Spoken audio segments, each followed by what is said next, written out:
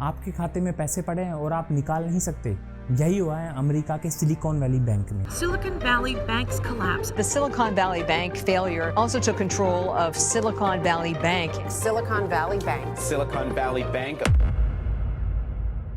America का 16वां सबसे बड़ा बैंक सिलिकॉन वैली बैंक डूब चुका है। खत्म, bye bye, tata, goodbye, गया। सन 2008 के क्राइसिस के बाद सबसे बड़ा बिगेस्ट फेलियर है। कहीं आप भी तो यह नहीं सोच रहे कि बैंक में आपके पैसे पड़े हैं और आप उसे निकाल नहीं सकते? इन्हीं सब चीज से बचने के लिए आप हमारे वीडियो को लास्ट तक जरूर देखें। हम इस वीडियो में जो कवर करेंगे, फर्स्टली हम वो कवर करेंगे कि सिलिकॉन वैली बैंक डूबने से हमारे स्टॉक एक्सचेंज पे क्या इफेक्ट पड़ा है, हमारी इकोनॉमी पे क्या इफेक्ट पड़ा है और साथ ही साथ सबसे बड़ा हम पर इसका क्या इफेक्ट पड़ा है। तो ये सारी चीज हम इस वीडियो में कवर करेंगे। तो चलिए शुरू करते हैं। तो बेसिकली मैं स्टार्टिंग से आपको बताना चाहूंगा कि सबसे पहले कि बैंक काम कैसे करते हैं।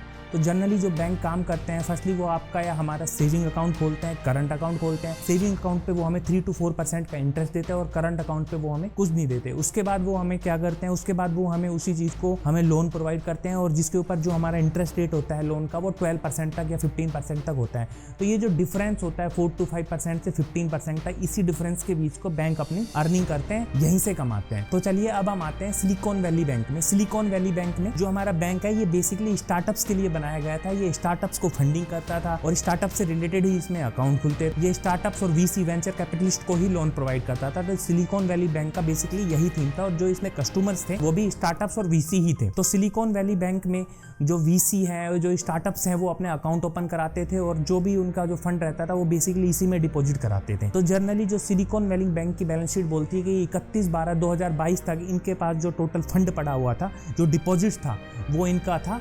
212 billions. 212 billions mean 1 billion is equal to 8 CR। अब आप खुद ही हिसाब लगा लीजिए कि 212 × 8 तो कितना पैसा इसके पास डिपॉजिट पड़ा था। और जो इसकी बैलेंस शीट है वही ये बोलती है 31/12/2022 की कि जो इन्होंने अपने लोन दिए हुए थे वो लगभग थे अप्रोक्स 72 बिलियंस के। तो आप डिफरेंस देख सकते हैं कि जो इनके पास टोटल डिपॉजिट थे वो तो 212 बिलियंस के थे और जो इन्होंने लोन दिए गए थे वो खाली 72 बिलियंस के थे। अब हर बैंक यही सोचता है कि जो बचा हुआ पैसा है उससे पैसे कैसे कमाए। तो उससे पैसे कैसे कमाए? इन्वेस्ट ही उसका एकमात्र तरीका है जिससे बैंक उससे पैसे कमा सकता है।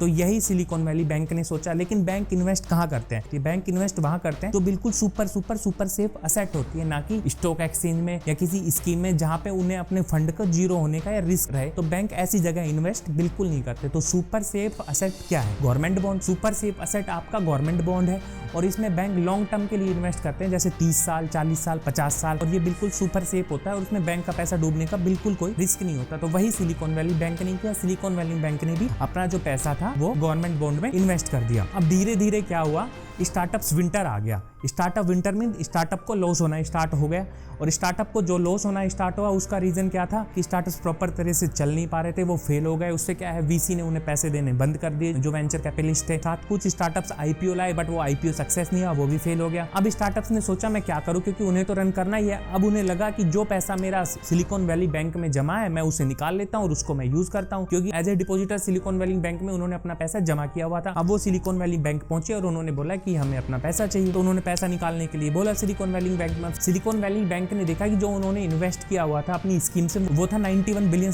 का और जो एट द उसी इन्वेस्टमेंट की जो करंट मार्केट वैल्यू थी वो थी कुछ $76 मिलियन। तो लगभग जो लॉस आ रहा था उनको $15-16 मिलियन का उनको लॉस हो रहा था। तो इसी चक्कर में उन्होंने क्या किया, वहां से $21 मिलियन उन्होंने पैसा स्कीम से निकाल लिया।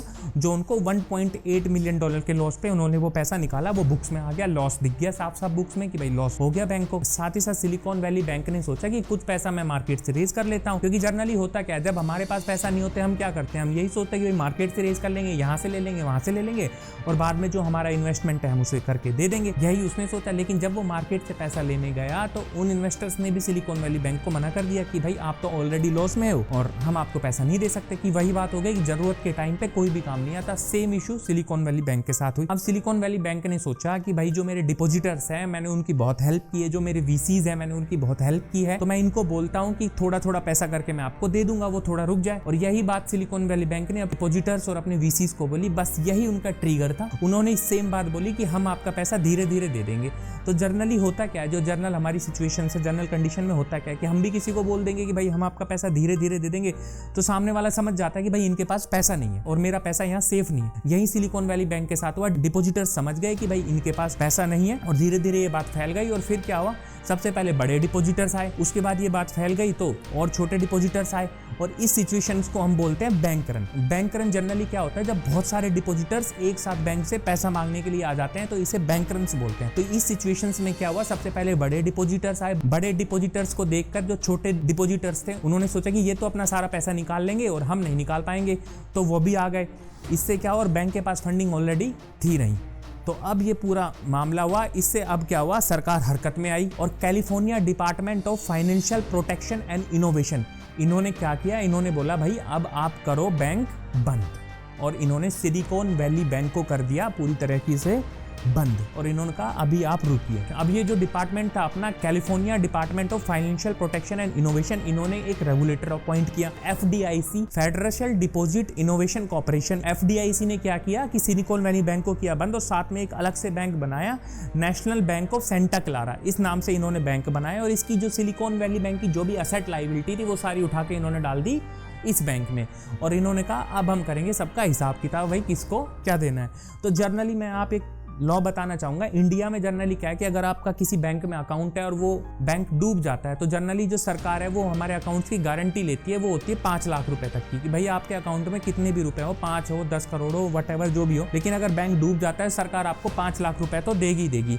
उसी तरह अमेरिका और यूएस में जो लॉ है, वो जो सरकार जो गारंटी लेती है आपके बैंक में कितने ही अमाउंट हो, जो सरकार जो गारंटी लेती है $2.5 लाख तक, जो आपकी इंडियन रुपीज में रिमिट है 2 करोड़ रुपए तक की, भाई इतने पैसे गवर्नमेंट सरकार आपकी गारंटी ले रही है, वो देगी ही देगी। तो जो FDIC था, FDIC ने बोला कि भाई मैं सबके $2.5 लाख तो अभी दे सकता हूं, तो सब फर्स्टली अपने $2.5 लाख तो मुझसे अभी अभी ले जाओ, और बाकी का जो पैसा है वो मैं देखूंगा, हिसाब किताब करूंगा, उसके बाद देखेंगे किसको कितना देना है, हम दे पाएंगे या नहीं दे पाएंगे, ये हम बाद में देखेंगे। और ये तो आपको पता है कि इंडिया में भी अगर ऐसा कोई इंसॉल्वेंसी प्रोसेस है वो भी बहुत लेंथी है, और सेम वही प्रोसेस है ये भी।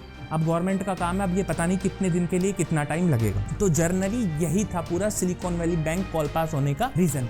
तो अब मैं आपको बताता हूं कि आप किस तरह बचे इस टाइप के फ्रॉड से, कि आपके साथ ये ऐसा ना हो। तो फर्स्टली मैं इसमें आपको बताना चाहूँगी कि फर्स्ट ऑफ ऑल जिस भी बैंक में आप अपना पैसा रख रहे हो, जमा करा रहे हो, उसकी फाइनेंशियल हेल्थ चेक करते रहे टाइम टू टाइम जाके, या ऑनलाइन उसके बैलेंस शीट वगैरह चेक करते रहे। साथ ही साथ उसकी NPA देखते रहे कि इसकी NPA ज़्यादा तो नहीं हो रही है, अगर ज़्यादा हो रही है तो उससे अपना पैसा जल्दी से जल्दी निकाले। साथ ही साथ उसका मार्केट रिव्यू भी करते रहे कि भाई इसका मार्केट रिव्यू बैंक का क्या है। और जनरली एक चीज़ मैं आपको और बताऊंगी कि इंडिया में सिलिकॉन वैली बैंक का ये जो कांड हुआ, इस कांड का इंडिया में कोई इफेक्ट पड़ेगा या नहीं पड़ेगा। तो इंडिया में इस टाइप का कांड ऑलरेडी हो चुका है, जैसे येस बैंक और DHFL है, तो यहाँ पे ये हो चुका है। तो यहाँ की जो गवर्नमेंट है RBI है ऑलरेडी बहुत स्ट्रिक्ट लॉज लेके आई है, तो इंडिया में इसका कोई इफेक्ट नहीं पड़ेगा। तो उससे आप अपना ईजिली कर सकते हैं। बस आप इतना ध्यान रखें कि प्रॉपर आप टाइमिंग पे अपने बैंक की फाइनेंशियल हेल्थ वगैरह आप चेक करते रहे, तो इससे आपको लॉस होने के चांसेस बिल्कुल कम है।